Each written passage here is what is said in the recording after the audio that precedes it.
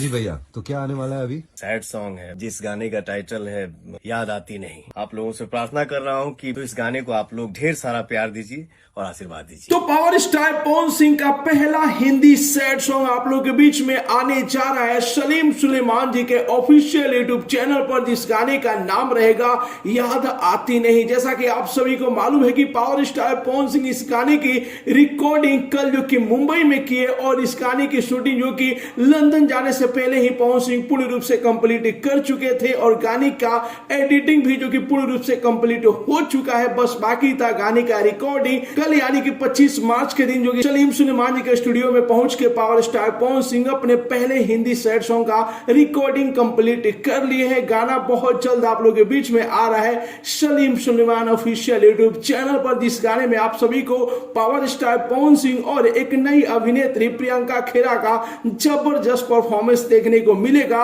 और गाने का लिरिक्स इतना जबरदस्त है कि गाना आप सभी के जुबान पर आ जाएगा और आपके आंखों में आंसू ला देगा। इतना जबरदस्त सैड सॉन्ग आ रहा है आप लोगों के बीच में, तो बस आप लोग धैर्य बनाए रखिए, बहुत जल्द रिलीज किया जाएगा।